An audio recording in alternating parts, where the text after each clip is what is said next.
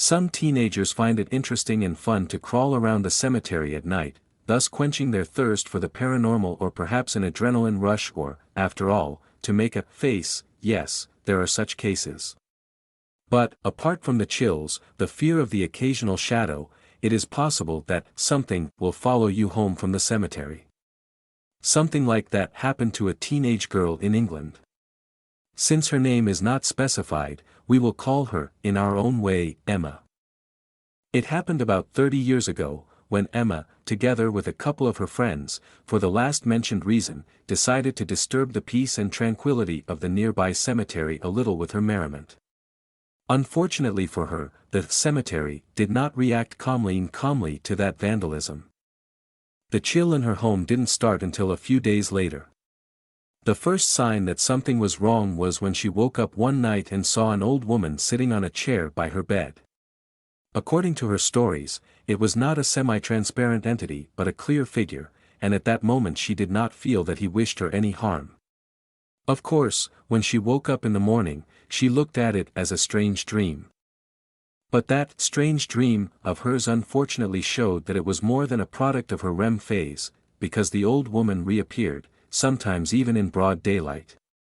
Sometimes the figure of the old woman followed her around the house, hovering above the ground, just watching her, not posing any threat. At least not at first. One day while she was making tea, an invisible force swirled in her hand a container in which hot water for tea was prepared with the intention, as Emma claims, to pour the hot water on her. As the apparitions of the old woman became much more dangerous than that phase, when she was just observing her, Emma told her mother what was happening to her. Her mother's disbelief quickly disappeared when she saw the old woman herself in the hallway of her house. She followed her to the room where the old woman simply disappeared. But not for long. When Emma's mother was vacuuming the house, an invisible force snatched the vacuum cleaner from her hands. Sometimes she would push the door in the opposite direction when someone tried to open or close it, and at night a monotonous sound like a very loud drip would wake up the whole household. But it wasn't the sound of dripping, as the plumber assured them after he inspected the entire house and found no leaks anywhere. The bullying became more and more intense. From unexplained noises to objects that apparently moved on their own to an event that broke the bank. While sitting with her father one day, Emma suddenly fell into a trance state and started talking about another life as the daughter of a 19th-century French doctor. After that bizarre event, Emma also got some inexplicable psychic powers. She bent her jaw, very interesting as it is not about, in this case, the very often mentioned spoon, when she touched it.